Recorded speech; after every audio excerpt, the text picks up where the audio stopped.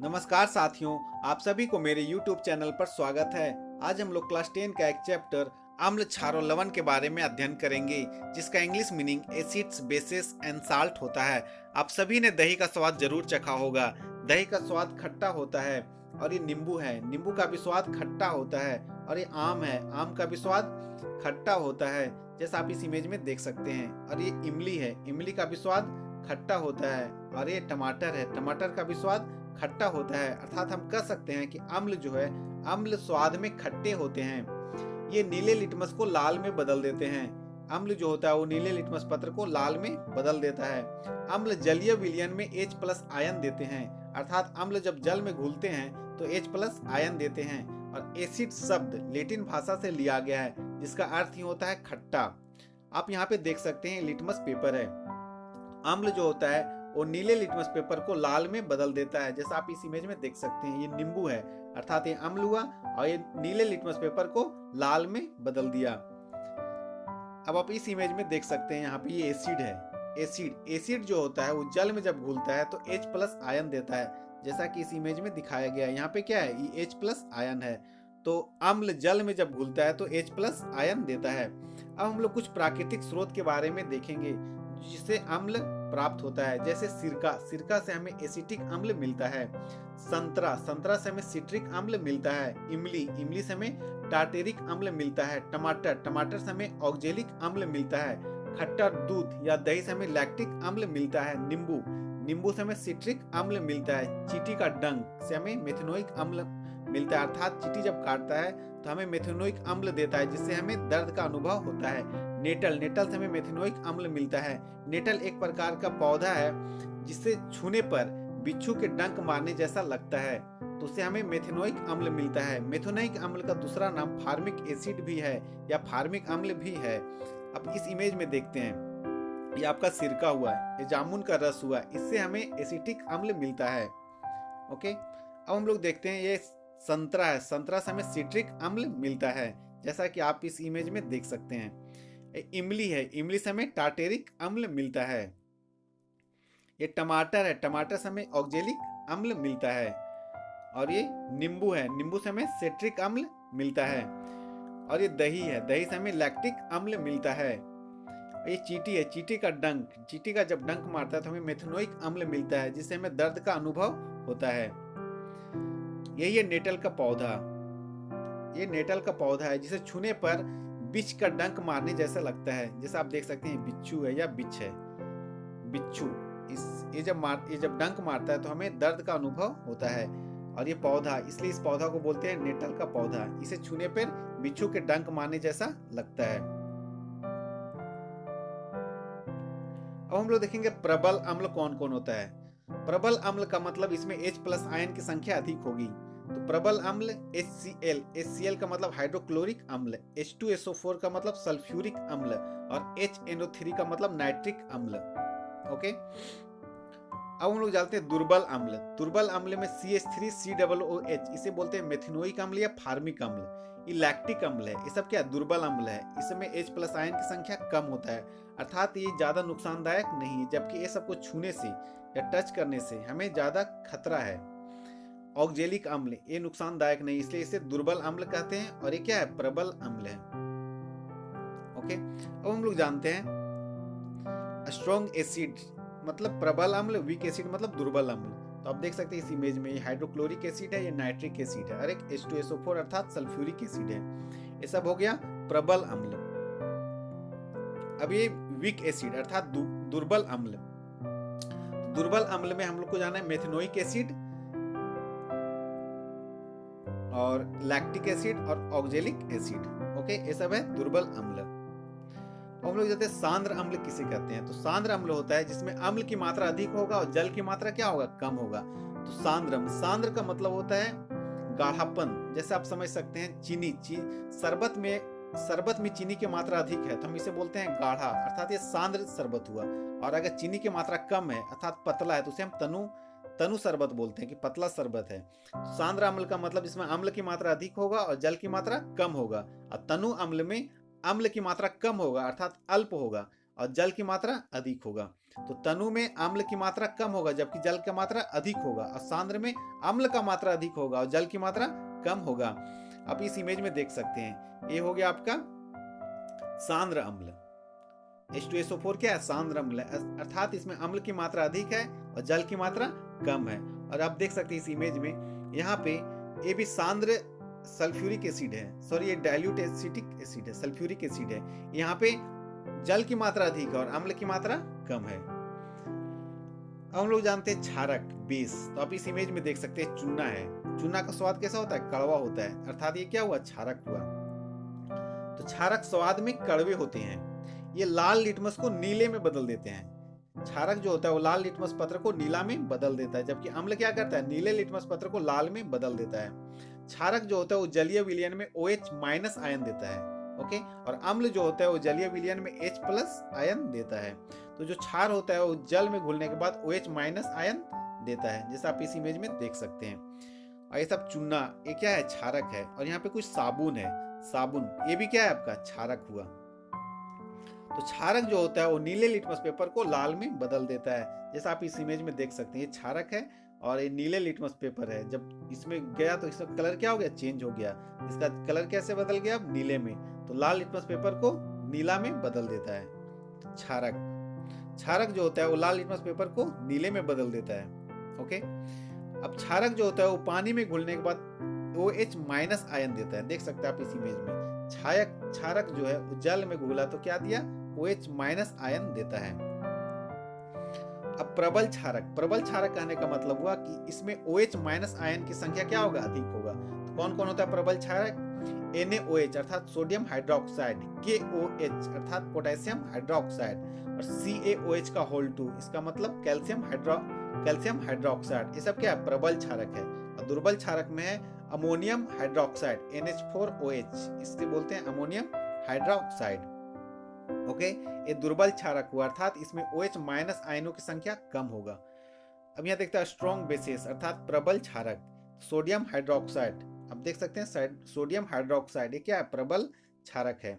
Potassium hydroxide, KOH, calcium hydroxide, CaOH का whole 2, ये सब क्या है? स्ट्रॉन्ग बेसिस है। और वीक बेसिस अर्थात दुर्बल क्षारक, ammonia NH3, water H2O, ammonium hydroxide NH4OH, ये सब क्या है? वीक क्षारक है।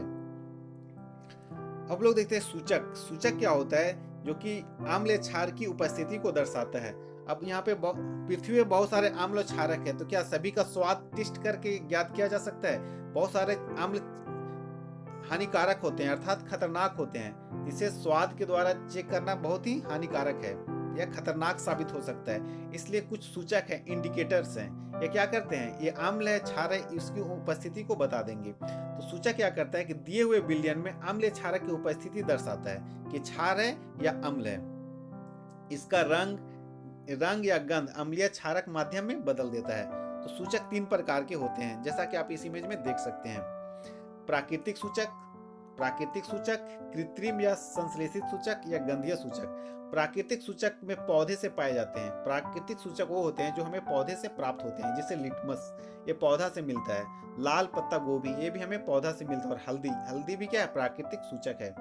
अब कृत्रिम सूचक या संश्लेषित सूचक, ये क्या करता है? मनुष्य के द्वारा बनाया गया सूचक है।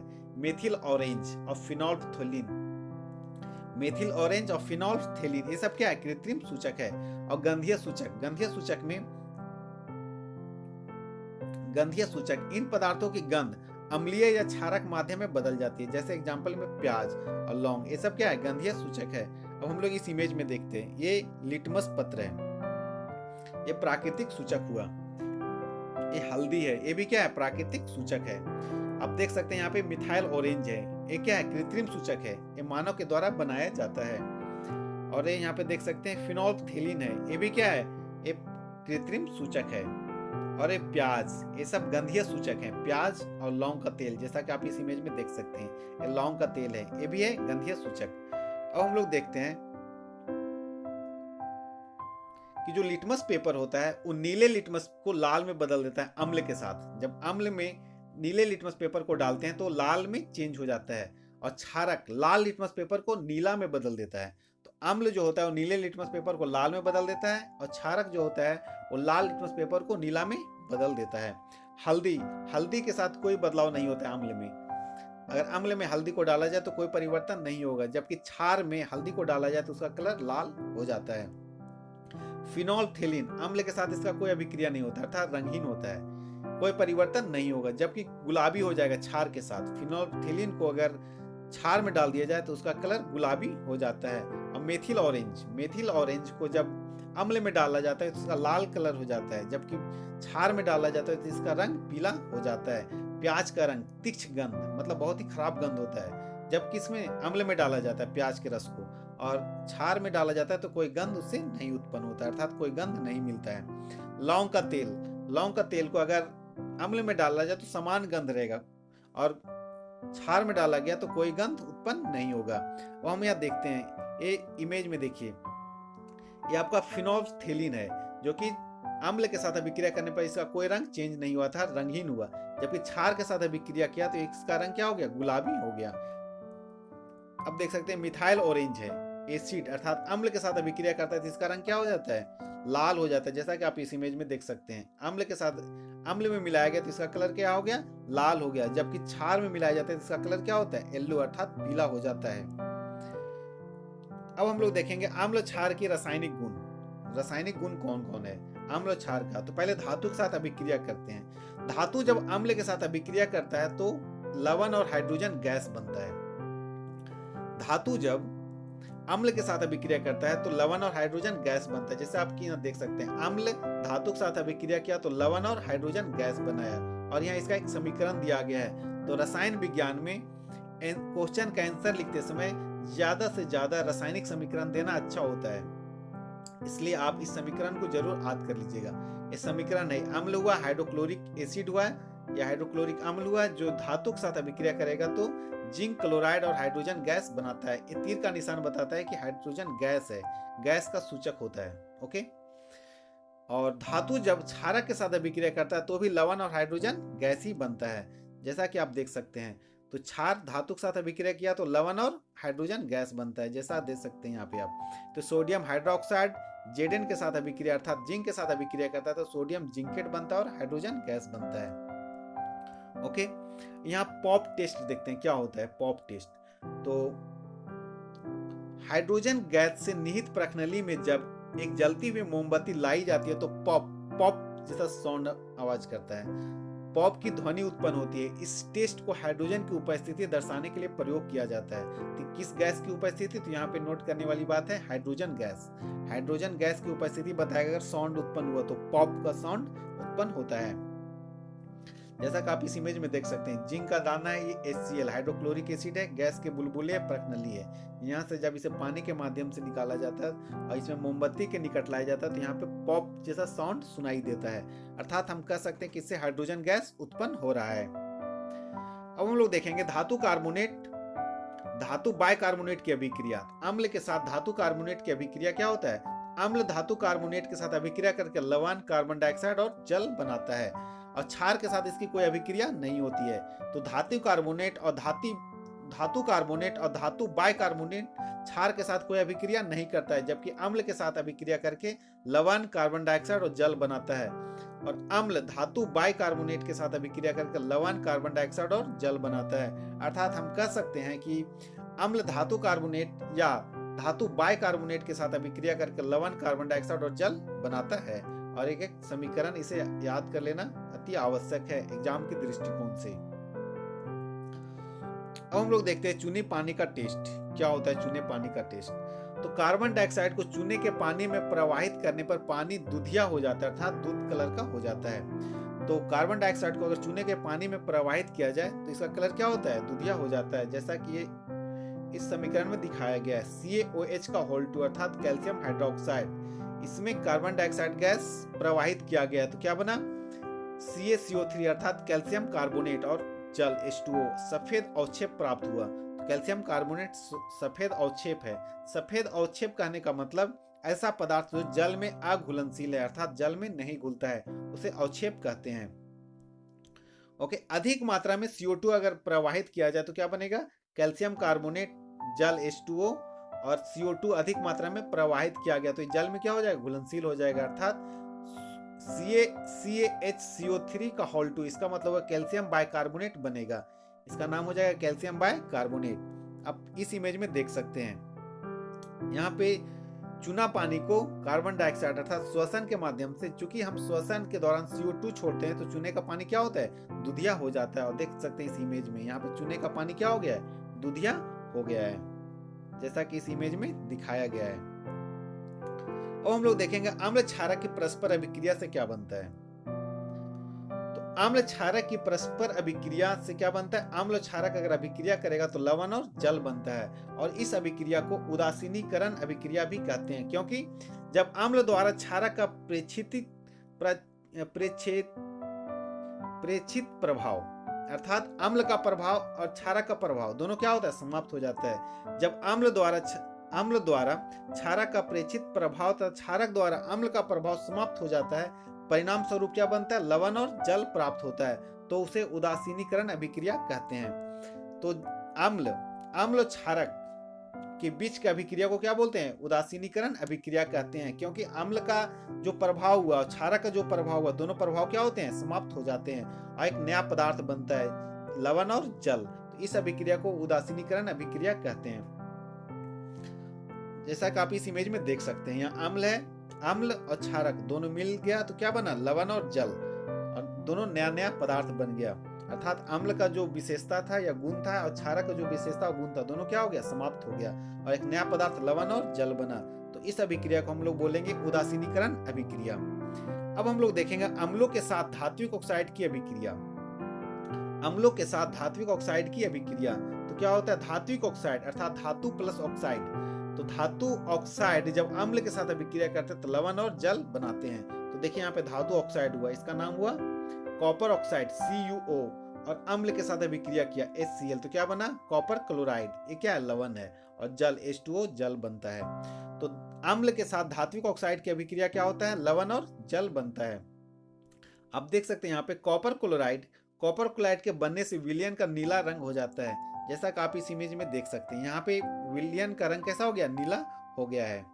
ओके, नोट करने वाली बात यहाँ पे है कि धात्विक ऑक्साइड की प्रवृत्ति क्षारीय होती है। धात्विक ऑक्साइड की प्रवृत्ति क्षारीय होती है क्योंकि ये अम्ल के साथ क्रिया करके लवण और जल बनाते हैं। एग्जाम्पल में कॉपर ऑक्साइड और मैग्नीशियम ऑक्साइड, इसकी प्रवृत्ति क्षारीय होगा क्योंकि ये अम्ल के साथ अभिक्रिया करके क्या बनाते हैं, लवण और जल बनाते हैं। अब हम लोग देखेंगे अधात्विक ऑक्साइड की क्षारों के साथ अभिक्रिया। अधात्विक ऑक्साइड क्षार के साथ अभिक्रिया करके लवण और जल बनाते हैं, जैसा कि आप इस इमेज में देख सकते हैं। तो अधात्विक ऑक्साइड क्षार के साथ अभिक्रिया करके लवण और जल बनाता है। तो CO2 क्या है, अधात्विक ऑक्साइड है। C क्या है, कार्बन क्या अधातु है, और वो ऑक्साइड हो गया तो CO2 अधात्विक ऑक्साइड हो गया। और क्षार यहाँ पे CaOH का होल 2, कैल्शियम हाइड्रोक्साइड से लवण क्या बना, कैल्शियम कार्बोनेट, और जल बनता है। और यहाँ पे एक नोट करने वाली बात है कि अधात्विक ऑक्साइड की प्रवृत्ति अम्लीय होता है तथा विद्युत धारा प्रवाहित होती है। तो धात्विक ऑक्साइड की प्रवृत्ति क्षारीय होता है जबकि अधात्विक ऑक्साइड की प्रवृत्ति अम्लीय होता है तथा ये विद्युत धारा प्रवाहित करते हैं। अब हम लोग अम्ल और क्षार का जो रासायनिक गुण पढ़े, इसे एक इमेज में अच्छी तरीका से समझ लेते हैं। इस संक्षेप में है तो देख लेते हैं। अम्ल जो होता है वो धातु के साथ अभिक्रिया करके लवण और हाइड्रोजन गैस बनाता है। अम्ल जो होता है वो धात्विक ऑक्साइड के साथ अभिक्रिया करके लवण और जल बनाता है। अम्ल जो होता है वो धातु कार्बोनेट के साथ अभिक्रिया करके लवण, कार्बन डाइऑक्साइड और जल बनाता है। और अम्ल जो होता है वो क्षारक के साथ अभिक्रिया करके लवण और जल बनाता है। और अम्ल जो होता है वो धातु कार्बोनेट के साथ अभिक्रिया करके लवण, कार्बन डाइऑक्साइड और जल बनाता है। तो इस इमेज में हमने सारी रासायनिक जो गुण था अम्ल और क्षार का वो देखे। अब हम लोग देखेंगे यहाँ पे क्षारक के साथ अभिक्रिया। तो क्षारक जो होता है वो धातु के साथ अभिक्रिया करके लवण और हाइड्रोजन गैस बनाता है। क्षारक जो होता है वो अधात्विक ऑक्साइड के साथ अभिक्रिया करके लवण और जल बनाता है। क्षारक जो होता है वो धातु बाइकार्बोनेट के साथ कोई अभिक्रिया नहीं करता है। और क्षारक जो होता है वो धातु कार्बोनेट के साथ भी कोई अभिक्रिया नहीं करता है। और क्षारक जो होता है वो अम्ल के साथ अभिक्रिया करके लवण और जल बनाता है। जलीय विलयन में अम्ल और क्षारक। जल की उपस्थिति में अम्ल H+ आयन उत्पन्न करते हैं। तो जब जल होगा और उसमें अम्ल घुलेगा तो क्या उत्पन्न होगा? H+ ion. H+ ion H3O+ hydronium ion के रूप में पाए जाते हैं। तो H+ आयन जो होता है वो हाइड्रोनियम आयन के रूप में पाया जाता है। जल की उपस्थिति में क्षारक OH- आयन उत्पन्न करते हैं, जैसा कि आप यहाँ पे देख सकते हैं। NaOH जल की उपस्थिति में घुला तो क्या बना? OH- आयन बना। उसी टाइप से मैग्नीशियम हाइड्रोक्साइड जल की उपस्थिति में क्या बना? OH- आयन बनता है। तो आप इस इमेज में देख सकते हैं यहाँ पे एसिड अम्ल जो है वो जल में जब घुलता है तो क्या बनता है? H+ आयन बनता है। जबकि बेस जो है अर्थात क्षार जो है वो जल में जब घुलता है तो OH- आयन बनता है। अब हम लोग यहाँ पे इस शुष्क हाइड्रोक्लोरिक गैस है, तो जो शुष्क हाइड्रोक्लोरिक गैस होता है वो विद्युत का चालन नहीं करता है, क्योंकि इसमें H+ आयन उत्पन्न नहीं होगा, क्योंकि ये शुष्क है। शुष्क मतलब सूखा है। सूखा है तो इसमें जलीय विलयन नहीं है, और जब जलीय विलयन नहीं तो यहाँ पे H+ आयन उत्पन्न नहीं करेगा। तो शुष्क हाइड्रोक्लोरिक गैस विद्युत का चालन नहीं करता है, क्योंकि इसमें H+ आयन उत्पन्न नहीं होता है। अब आप यहाँ पे देख सकते हैं, यहाँ पे एक हाइड्रोक्लोरिक एसिड है, यहाँ पे हाइड्रोक्लोरिक अर्थात हाइड्रोक्लोरिक अम्ल है जो कि जल में घुला हुआ है। तो यहाँ पे विद्युत का चालन कर रहा है, जिसमें बल्ब क्या हो रहा है? जल रहा है। जबकि आप देख सकते हैं यहाँ पे ग्लूकोज है।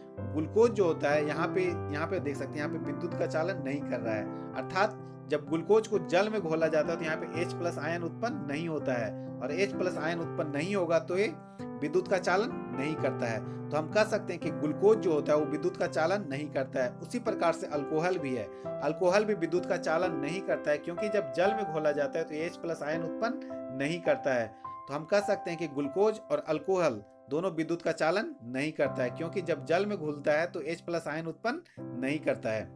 जब आप देख सकते हैं यहाँ पे वर्षा का जल है, जो वर्षा का जल होता है वो विद्युत का चालन करता है। विद्युत का चालन का मतलब विद्युत उससे प्रवाहित होगा। क्यों होता है? तो हम जानते हैं कि जब वायुमंडल में CO2 कार्बन डाइऑक्साइड गैस की मात्रा है, और जब ये जल में घुलता है तो कार्बोनिक अम्ल बनता है, और जब कार्बोनिक अम्ल बनता है अर्थात तो अम्ल बन गया, तो अम्ल क्या करता है? H+ आयन उत्पन्न करते हैं। तो H+ आयन उत्पन्न करने के कारण इसमें ये क्या करता है? वर्षा का जल विद्युत का चालन करता है। तो वर्षा का जल विद्युत चालन करने का क्यों करता है? तो वर्षा के वायुमंडल में कार्बन डाइऑक्साइड की मात्रा है, और कार्बन डाइऑक्साइड जल के साथ अभिक्रिया करके कार्बोनिक अम्ल बनाता है, और हम जानते हैं कि अम्ल जो होता है वो विद्युत का चालन करता है। ओके, तो वर्षा का जल क्या करता है? विद्युत का चालन करता है। जैसा कि आप इस इमेज में देख सकते हैं, यहाँ पे CO2 गैस है, वायुमंडल में CO2 गैस है, और क्या करता है? विद्युत का CO2 गैस जब जल के साथ अभिक्रिया करता है तो कार्बोनिक अम्ल बनाता है, और कार्बोनिक अम्ल विद्युत का चालन करता है, क्योंकि उसमें H+ आयन उत्पन्न करता है। तो वर्षा का जल विद्युत का चालन करता है, क्योंकि वो H+ आयन उत्पन्न करता है।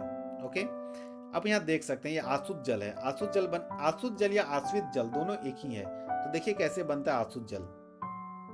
तो पानी को जब गर्म किया जाता है तो जब वाष्प बनता है, और वाष्प जब ठंडा होकर जो पानी बनता है तो वही जल क्या होता है? आसुत जल होता है। इसमें किसी प्रकार का लवण एसिड अम्ल लवण क्षार कोई चीज नहीं पाया जाता, अर्थात ये उदासीन होता है। और जब उदासीन होता है तो इसमें न H+ आयन उत्पन्न होता है और न ही OH- आयन उत्पन्न होता है, तो ये विद्युत का चालन नहीं करता है। तो हम कह सकते हैं कि आश्रित जल विद्युत का चालन नहीं करता है, क्योंकि इसमें H+ आयन उत्पन्न नहीं होता है। ओके, तो आश्रित जल विद्युत का चालन नहीं करता है, क्योंकि इसमें H+ आयन उत्पन्न नहीं होता है। अब यहाँ पे इस इमेज में देख सकते हैं, यहाँ पे जितना भी एसिड अर्थात अम्ल सब में क्या है? H+ आयन उत्पन्न हो रहा है। ओके, और यहाँ पे कुछ बेस है, अब ध्यान से देखेंगे तो सारे बेस में OH- आयन उत्पन्न हो रहा है। OH- यहाँ पे भी आप देखिएगा तो यहाँ पे OH- रहेगा। ओके, जल के साथ अम्ल क्षारक को मिलाते समय सावधानी बरतनी चाहिए, मतलब सावधान बरतना चाहिए, वहां पे सावधान होना चाहिए। क्यों? अम्ल या क्षारक को ही जल में मिलाना चाहिए। हमेशा अम्ल क्षारक को किस में मिलाना चाहिए? जल में मिलाना चाहिए, और लगातार इसे हिलाते रहना चाहिए, क्योंकि यह अत्यंत ऊष्माक्षेपी अभिक्रिया है। तो हमेशा अम्ल को जल में मिलाना चाहिए। अम्लीय क्षारों को किसमें मिलाएंगे? जल में, जैसा कि आप इस इमेज में देख सकते हैं। यहाँ पे क्या है? अम्ल है, अम्ल की मात्रा इसमें जल में मिलाएंगे तो ये क्या नुकसानदायक है, एक गलत तरीका है। जबकि कैसे मिलाना चाहिए? यहाँ पे जल है और इसमें अम्ल मिलाना है और इसे धीरे धीरे हिलाते रहना है, जैसा कि आप इस इमेज में देख सकते हैं। ये क्या है? अम्ल है, ये अम्ल है और इसमें जल को मिलाया जा रहा है, इसको क्या किया जा रहा है? घुलाया जा रहा है, धीरे धीरे हिलाते रहना है। तो ये सही तरीका है। अगर हम लोग देख सकते हैं यहाँ पे ये जल है और यहाँ पे H2SO4 हिलाया जा रहा है, करेक्ट, ये सही मेथड है। जबकि यहाँ पे क्या है? यहाँ पे अम्ल है और इसमें जल मिलाया जा रहा है, तो क्या है? गलत मेथड है, मतलब गलत तरीका है। क्या नुकसान होगा इससे?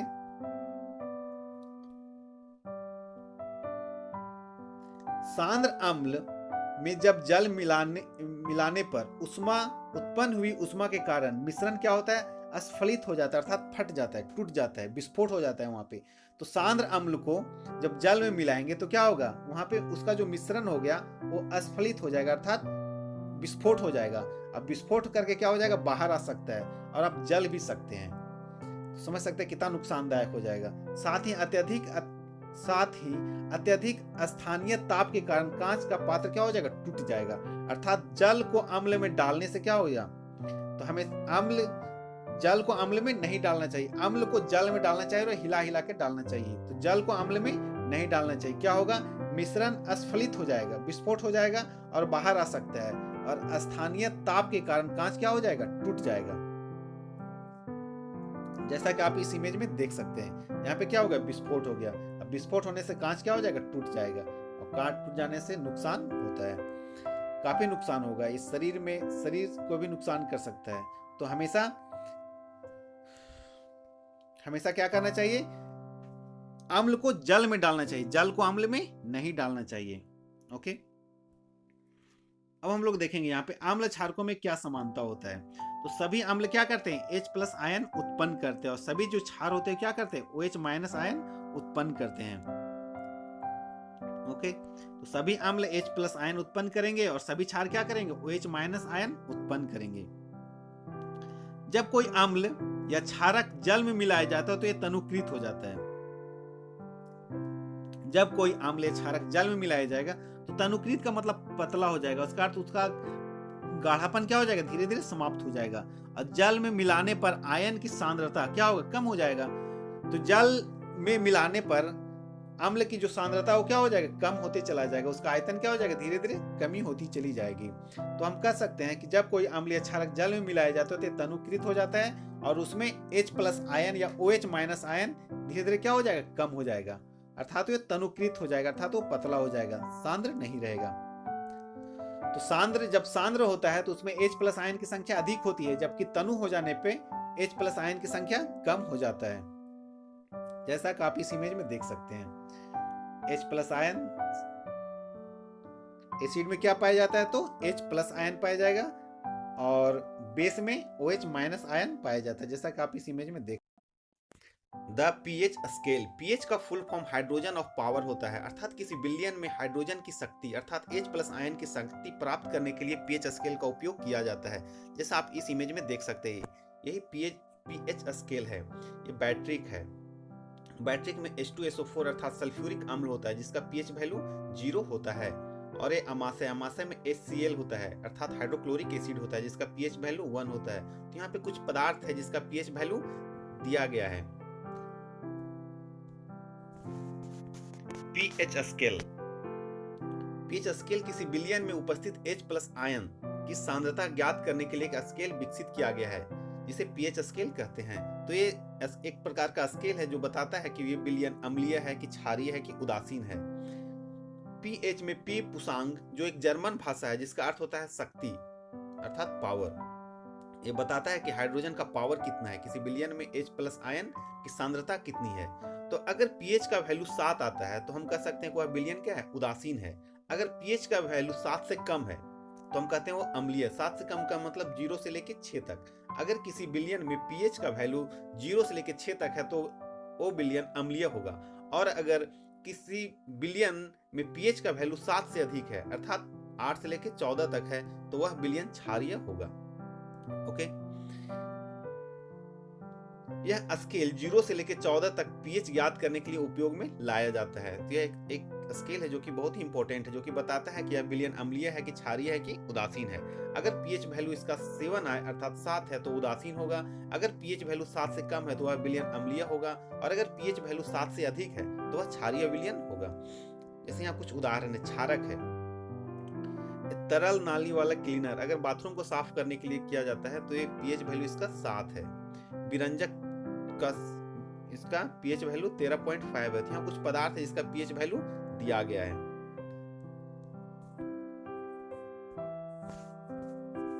देखिए यहाँ पे कुछ पदार्थ है जिसका पीएच वैल्यू दिया गया है, एग्जाम के दृष्टिकोण से इंपॉर्टेंट है। जैसे जल का पीएच मान 7 होता है अर्थात ये उदासीन होता है। दूध का पीएच मान 6.4 है, ये क्या है, अम्लीय हो गया। सिरका का पीएच वैल्यू 3 होता है। मानव रक्त अर्थात खून का पीएच वैल्यू 7.4 होता है। नींबू का पीएच मान कितना होता है, 2.4 होता है। NaCl अर्थात साधारण नमक का पीएच वैल्यू 7 होता है। शराब अर्थात अल्कोहल का पीएच वैल्यू 2.8 होता है।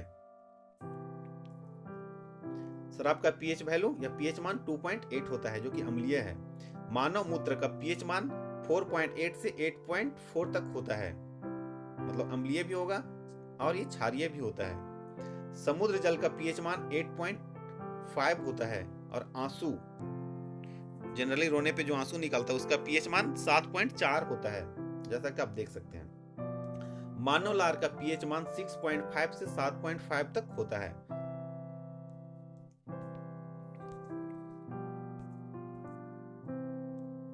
अब हम लोग देखेंगे यहाँ पे दुर्बल अम्ल और प्रबल अम्ल। दुर्बल अम्ल हो गया ये मेथनोइक अम्ल है, ये सब क्या है, दुर्बल अम्ल है। इसमें H+ आयन की संख्या कम होगा। जबकि प्रबल अम्ल ये सब है, हाइड्रोक्लोरिक अम्ल है, H2SO4 सल्फ्यूरिक अम्ल है और नाइट्रिक अम्ल है। इसमें H+ आयन की संख्या क्या होगा, अधिक होगा। ओके, उसी टाइप से दुर्बल क्षार होता है। दुर्बल क्षार में OH- आयन की सांद्रता कम होगा, और जबकि प्रबल क्षार है सब, इसका नाम क्या होगा, अमोनियम हाइड्रोक्साइड, इसका नाम सोडियम हाइड्रोक्साइड, पोटेशियम हाइड्रोक्साइड और कैल्शियम हाइड्रोक्साइड। ये सब क्या प्रबल क्षार है, अर्थात इसमें OH- आयन की सांद्रता अधिक होगा। अब हम लोग यहाँ पे देखेंगे, अगर पीएच वैल्यू 7 से कम है तो वह अम्ल होगा, लेकिन बढ़ती अम्लीय है। अगर पीएच वैल्यू किसी का 0 है किसी का 2 है तो सबसे अधिक अम्लीय 0 होगा और उससे कम अम्लीय क्या होगा, 2 होगा। तो इधर हम लोग जाएंगे 7 से 0 की ओर जाएंगे तो बढ़ती हुई अम्लीय हो जाएगा, और अगर 7 से हम 14 की ओर जाएंगे तो बढ़ती हुई क्षारक हो जाएगा। तो 7 से 14 जाएंगे तो क्षार बढ़ेगा और इधर जाएंगे तो अम्ल बढ़ेगा, अर्थात अम्ल बढ़ेगा। इसका मतलब हम कह सकते हैं कि H+ आयन की सांद्रता बढ़ रहा है, और इधर जाने का मतलब हो रहा है कि H+ आयन की सांद्रता कम हो रहा है। तो अगर पीएच वैल्यू 7 है और किसी का 9 है तो सबसे ज्यादा क्षारीय कौन होगा, ये 9 वाला। अगर कहीं पे 2 लिखा हुआ है, पीएच वैल्यू 2 है और ये 3 है, पीएच वैल्यू 2 और 3 है, तो सबसे अधिक अम्लीय कौन होगा, ये 2 होगा। मतलब इधर जाएंगे तो अम्लीय इसका बढ़ जाएगा, अर्थात H+ आयन की सांद्रता बढ़ जाएगा। और अगर हम 7 से 14 की ओर जाते तो उसका क्षारक अर्थात OH- आयन की सांद्रता बढ़ते चला जाएगा। तो आप समझ सकते हैं कि पीएच वैल्यू अगर किसी में 2 है और किसी में 7 लिखा है तो 2 जो है अधिक अम्लीय है और 7 उदासीन है, अर्थात एक कम अम्लीय है, न के बराबर। ओके, दैनिक जीवन में पीएच का महत्व है। हमारे दैनिक जीवन में भी पीएच का क्या है, बहुत ही महत्व है। पौधे एवं पशु पीएच के प्रति संवेदनशील होते हैं। तो हमारा जो शरीर होता है ना, 7 से 7.8 पीएच परास के बीच कार्य करता है, अच्छा कार्य करता है। अगर इससे कम हो जाएगा तो आप थके थके रहेंगे, आपका शरीर अच्छा से कार्य नहीं करेगा। तो हमारा शरीर का पीएच वैल्यू 7 से 7.8 के परास उतना ही रेंज के अंदर होता है, 7 से 7.8 7 से 7.8, अर्थात उदासीन से क्षारीय की ओर। और वर्षा का जल जब वर्षा के जल का पीएच मान जब 5.6 से कम हो जाता है तब उस वर्षा को बोलते हैं अम्लीय वर्षा है। तो पीएच मान 5.6, अगर वर्षा का पीएच मान 5.6 से कम हो जाता है तो हम कहते हैं कि वह जो वर्षा है वो अम्लीय वर्षा है। तो आप देख सकते हैं यहाँ पे, अगर आपके शरीर में अधिक अम्लीय है अर्थात आपका हेल्थ क्या है, बहुत ही खराब है। और आपका शरीर अगर क्षारीय है तो हम कह सकते हैं कि आपका हेल्थ बहुत ही अच्छा, स्वस्थ है आप। तो अगर आपके शरीर में अम्ल की मात्रा अगर अधिक है तो आपका स्वास्थ्य जो है बहुत ही खराब है, और अगर अम्ल की मात्रा एकदम कम है तो आप क्या है, अच्छे स्वास्थ्य है आपका। अर्थात आपका शरीर क्षारीय है तो आप अच्छे स्वास्थ्य हुए, और आपका शरीर अगर अम्लीय है तो आपका स्वास्थ्य क्या है, बहुत ही खराब है। यह है नेटल का पौधा, जिसे छूने पे बिच्छू के डंक मारने जैसा लगता है। ये पौधा भी क्या है, डंक, अर्थात ये हमारे शरीर में मेथिनोइक अम्ल दे देता है, जिससे हमें दर्द का अनुभव होता है। अब देखिए यही है एसिड रेन। अगर इसका पीएच वैल्यू 5.6 अगर कम हो जाता है तो इस वर्षा को बोलते हैं अम्लीय वर्षा। ये अम्लीय वर्षा होता कैसे है, तो हमारे यहाँ जीवाश्म ईंधन को जलाने से या फिर कोयला लकड़ी को जलाने से जो गैस निकलता है, उसमें गैस निकलता है SO2 और NO2, अर्थात सल्फर डाइऑक्साइड और नाइट्रोजन डाइऑक्साइड। अगर ये गैस जल के वर्षा के साथ रिएक्शन करता था, अर्थात अभिक्रिया करता है, तो सल्फर डाइऑक्साइड सल्फ्यूरिक अम्ल बनाता है और नाइट्रोजन डाइऑक्साइड नाइट्रिक अम्ल बनाता है, और ये वर्षा के जल नीचे गिरता है, तब हम बोलते हैं कि अम्लीय वर्षा होता है। तब इसका पीएच मान 5.6 से कम हो जाता है, ओके, जो कि हमारे शरीर और पौधे जंतु के लिए हानिकारक है। मिट्टी भी पीएच का क्या करता है, देखिए यहाँ पे मिट्टी का पीएच, अच्छी उपज के लिए पौधों को एक विशिष्ट पीएच परास की आवश्यकता होती है। तो अच्छी मिट्टी किसे बोलते हैं, तो 7.2। अगर मिट्टी का अगर पीएच वैल्यू 7.2 है तो हम बोलेंगे वो अच्छी मिट्टी है, अर्थात वो अधिक अम्लीय भी नहीं है और अधिक क्षारीय भी नहीं है। यहाँ पे अच्छी उपज के लिए पौधों को एक विशिष्ट पीएच परास की आवश्यकता होती है। यदि किसी मिट्टी का पीएच कम या अधिक हो जाए तो किसान उसकी आवश्यकता अनुसार अम्लीय और क्षारीय बनाता है। आपका अगर मिट्टी का पीएच मान कम हो गया, अर्थात 1 2 3 4 आ गया, अम्लीय हो गया, तो उसमें क्षारीय मिलाना पड़ेगा, और क्षारीय हो गया तो उसमें अम्लीय मिलाना पड़ेगा। अर्थात आपका पीएच वैल्यू 7.2 के करीब लाना पड़ेगा, तब हमारा मिट्टी क्या हो जाएगा, अच्छा कार्य करेगा, अर्थात उस मिट्टी में अधिक उपज होगी। यही है मिट्टी। हमारा पाचन तंत्र, हमारा उदर अर्थात हमारा पेट जो है, उसमें क्या होता है कि हाइड्रोक्लोरिक अम्ल उत्पन्न करता है। क्यों उत्पन्न करता है, तो हमारे भोजन को पाचन में सहायता करता है, हमारे भोजन को ये पचाता है। अपच की स्थिति में उदर अधिक मात्रा में अम्ल उत्पन्न करता है। अगर आपको अपच हो गया है, अर्थात नहीं भोजन पचा, तो हमारे शरीर में अधिक मात्रा में अम्ल उत्पन्न हो जाएगा, और जिसके कारण क्या होगा, जिसके कारण उदर में दर्द और जलन का अनुभव होता है। आपने देखा होगा कि अगर अधिक खाना खा लेने से और अपच हो गया तो आपके पेट में दर्द होगा और जलन होगा। इस दर्द से मुक्त के लिए क्या करना होगा कि हमें एंटासिड लेना पड़ेगा। एंटासिड का मतलब प्रति अम्ल, अर्थात आपके शरीर में अम्ल हो गया था, हमें क्षार की जरूरत पड़ेगी। एंटासिड का मतलब क्षार, एक क्षारक का उपयोग करना पड़ेगा। एंटासिड जैसे क्षारकों का उपयोग किया जाता है, जो अम्ल की अधिक मात्रा को क्या कर देता है, उदासीन कर देता है। क्योंकि हम लोग पढ़ चुके हैं कि अम्ल क्षारक जब अभिक्रिया करता है तो लवण और जल बनता है, और क्या बनता है, उदासीन कर देता है। एक क्षारक है मिल्क ऑफ मैग्नीशिया, इसका उपयोग अगर किया जाए तो आप दर्द से मुक्त हो सकते हैं, अर्थात अपच आपका ठीक हो सकता है। जैसे देख सकते हैं इनका पेट में क्या है, यहाँ पे दर्द हो चुका है, ज्यादा खा लिए इसलिए इनका पेट में क्या हो गया, दर्द हो गया है। तो ये क्या करेंगे, मिल्क ऑफ मैग्नीशिया लेंगे। देखिए यहीं पे यही है मिल्क ऑफ मैग्नीशिया। ये क्या करेगा, अम्ल को उदासीन कर देगा, अर्थात ये क्षार है, और अम्ल और क्षार मिलते तो लवण बनता है, तो ये क्या कर देगा, उदासीन बना देगा। ओके, अब पीएच परिवर्तन के कारण क्षय, हमारा दांत भी क्या करता है, एक पीएच पे काम करता है। जैसे मुंह के पीएच मान होता है 5.5 से कम होने पर दांतों का क्षय प्रारंभ हो जाता है, अर्थात दांत क्या होता है, सड़ने लगता है, गलने लगता है। तो दांतों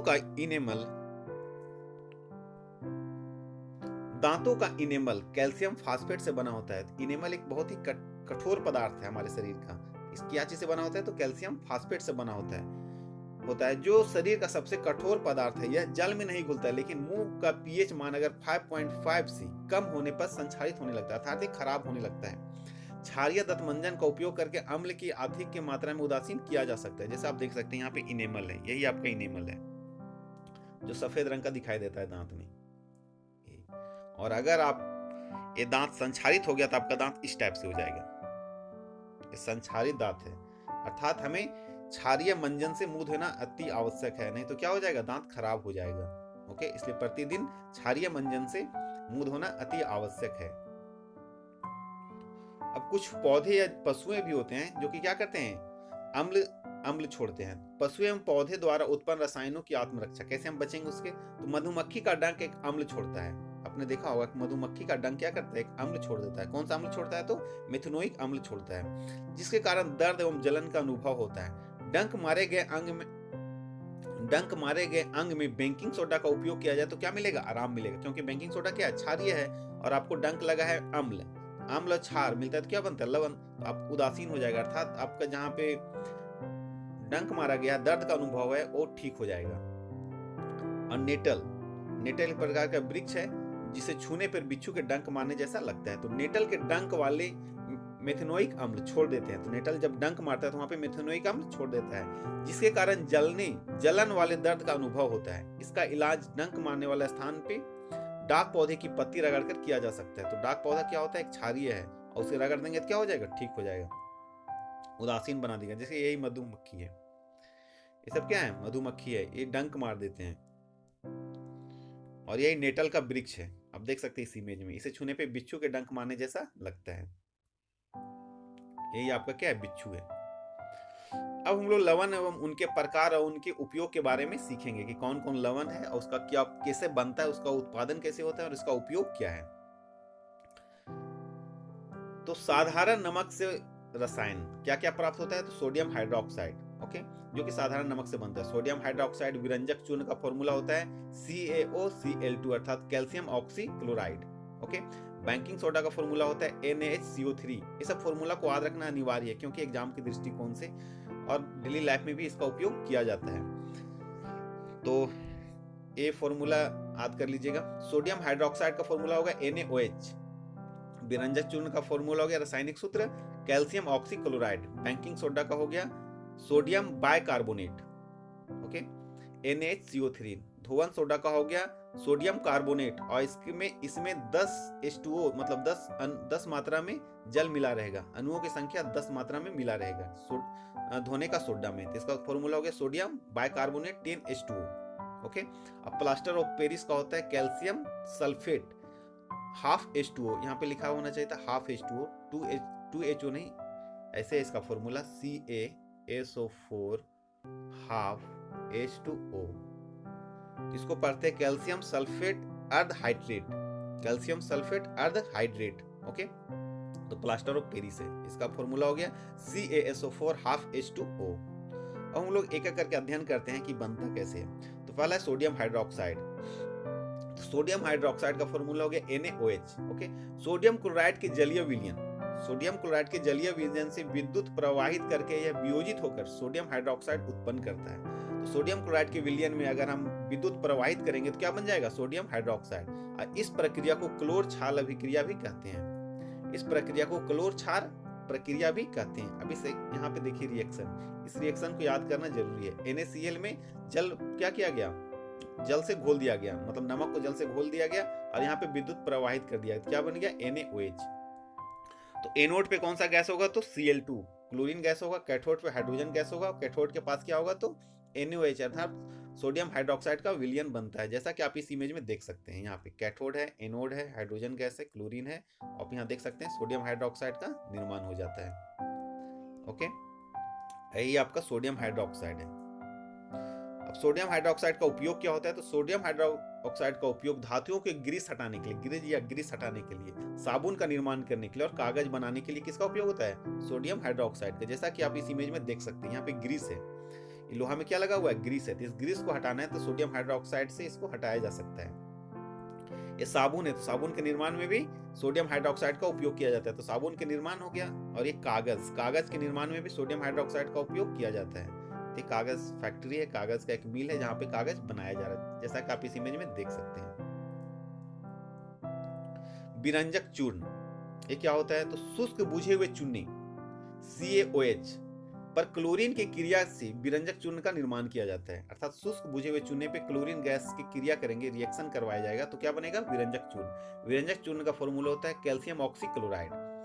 तो CaOH किसके साथ अभिक्रिया करेगा? तो क्लोरीन के साथ क्या बनेगा? CaOCl2 calcium oxy chloride, okay. यही विरंजक चूर्ण है और यही विरंजक चूर्ण, जैसा कि आप देख सकते हैं। इसका दूसरा नाम ब्लीचिंग पाउडर भी है, ओके। विरंजक चूर्ण का दूसरा नाम ब्लीचिंग पाउडर भी है, जैसा कि आप इस इमेज में देख सकते हैं। इसका उपयोग क्या होता है? तो सर्वप्रथम इसका उपयोग होता है कि जल में अगर कीटाणु हैं या जीवाणु है तो उसे मारने के लिए ब्लीचिंग पाउडर का उपयोग किया जाता है। इसे कुआं में भी आप डाल सकते हैं, जिससे पानी क्या होता है? शुद्ध हो जाता है। और अन्य उपयोग क्या है? तो वस्त्र उद्योग में सूती व लिनेन के विरंजक के लिए होता है, मतलब सूती कपड़ा बनाने में इसका उपयोग किया जाता है। कागज की फैक्ट्री में लकड़ी की मज्जा के लिए विरंजन के लिए होता है, जैसा कि आप इस इमेज में देख सकते हैं। यहाँ पे देखिए सूती कपड़ा का निर्माण हो रहा है, इसमें विरंजक चूर्ण का उपयोग किया जाता है, जैसा कि आप देख सकते हैं इस इमेज में। और ये कागज का भी निर्माण किससे किया जाता है? तो विरंजक चूर्ण से। और यही बैट है, आपने देखा होगा कि बैट का यहाँ जो भाग रहता है यहाँ पे जमाया रहता है, तो यहाँ पे विरंजक चूर्ण का ही रहता है। जैसे यहाँ पे आप देखा होगा बैट में, तो बैट का जो मुट्ठी है यहाँ पे, यहीं पे विरंजक चूर्ण से इसका मज्जा बनाया जाता है, जिससे बैट क्या होता है? यहाँ पे इसका ये जाम हो जाता है और नहीं टूटता है। अब बेकिंग सोडा को खाने वाला सोडा भी कहते हैं। कैसे निर्माण होता है इसका? तो सोडियम क्लोराइड को जल में घोलकर कार्बन डाइऑक्साइड और अमोनिया से अभिक्रिया कराया जाता है, तब क्या बनता है? सोडियम बाइकार्बोनेट बनता है। ओके, सोडियम क्लोराइड को जल में घोलकर, शीतल जल में घोलकर कार्बन डाइऑक्साइड और अमोनिया से अभिक्रिया कराया जाता है, तो क्या बनता है? सोडियम बाइकार्बोनेट बेकिंग सोडा बनता है। यह दुर्बल क्षारक है। ओके, ये क्या है? दुर्बल क्षारक है। खाना पकाते समय गर्म करने पर निम्न अभिक्रिया करती है। अब इसमें क्या करेंगे? इसे गर्म करेंगे तो कौन सा बन जाएगा? ये बन जाएगा सोडियम कार्बोनेट, H2O और कार्बन डाइऑक्साइड। ओके, जैसा कि आप देख सकते हैं ये बेकिंग सोडा है, ये आपका बेकिंग सोडा है। इसका उपयोग तो बेकिंग पाउडर बनाने में होता है, जैसा कि आप इस इमेज में देख सकते हैं, यही बेकिंग पाउडर है। ओके,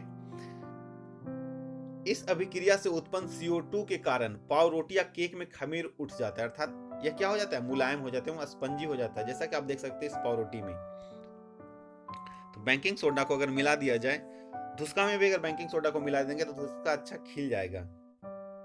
देख सकते हैं यहाँ पे ये मुलायम हो जाते हैं। ये पाव रोटी है, ये क्या है? यहाँ पे बहुत ही मुलायम हो चुका है, क्योंकि इसमें बेकिंग सोडा मिला दिया गया है।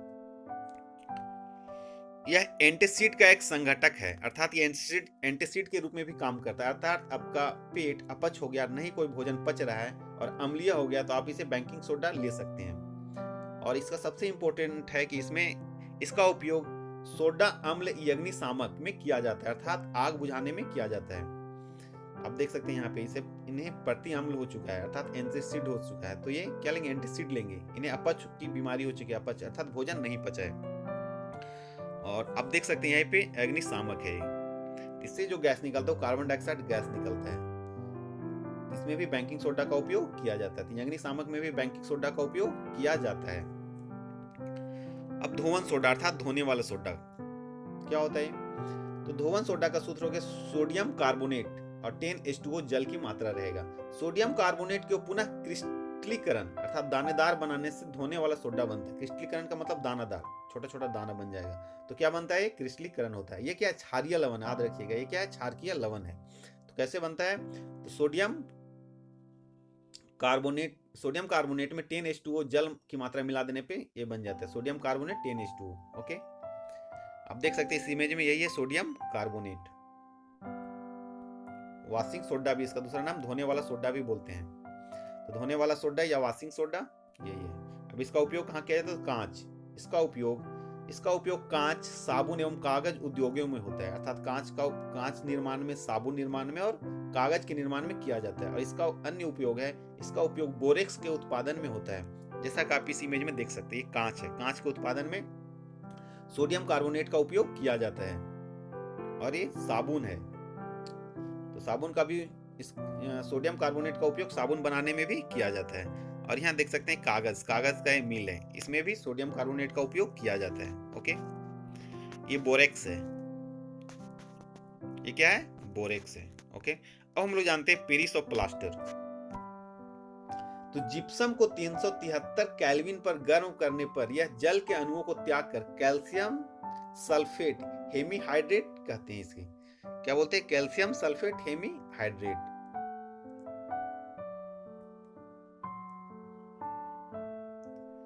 तो जिप्सम को क्या करेंगे? 373 केल्विन पर गर्म करेंगे तो जल के अणुओं को क्या कर देगा? खत्म कर देगा। और क्या बनेगा? कैल्शियम हेमीहाइड्रेट या अर्धहाइड्रेट करते हैं। ओके, यह सफेद चूर्ण है जो जल में मिलाने पे पुनः जिप्सम बनाकर ठोस पदार्थ बन जाता है। तो देखिए ये कैल्शियम सल्फेट अर्ध हाइड्रेट CaSO4 हाफ H2O, और इसमें जल मिला दिया 3.1/2 अर्थात 1.1/2 या 3/2 H2O मिला दिया गया, तो क्या बन गया CaSO4 2H2O, इसे जिप्सम कहते हैं। ये क्या है, कठोर पदार्थ बन जाता है।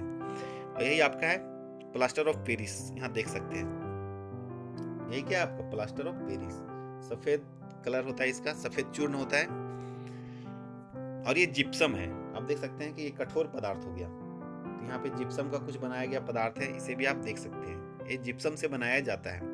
अब इसका उपयोग कहाँ होता है, तो प्लास्टर ऑफ पेरिस का उपयोग डॉक्टर टूटी हुई हड्डियों को सही जगह पर स्थिर रखने के लिए करते हैं, अर्थात हड्डी को जोड़ने का काम ये नहीं करता है, ये क्या करता है कि हड्डी को एक जगह पे स्थिर रखने का काम करता है। इसका उपयोग खिलौना बनाने, सजावट का सामान बनाने के लिए किया जाता है, जैसा कि आप इस इमेज में देख सकते हैं। ये कुछ खिलौना बनाने में किया गया है पेरिसो प्लास्टर का उपयोग, यह सजावट का सामान है, इससे बनाने के लिए पेरिसो प्लास्टर का उपयोग किया जाता है। इसका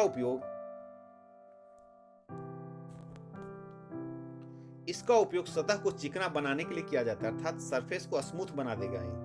तो पेरिसो प्लास्टर को जैसे कि आप इस इमेज में देख सकते हैं, यहाँ पे सतह क्या किया जा रहा है, स्मूथ बनाया जा रहा है, चिकना बनाया जा रहा है। तो ये इसमें पेरिसो प्लास्टर का उपयोग किया जा रहा है। So thank you student watching this video, bye and take care.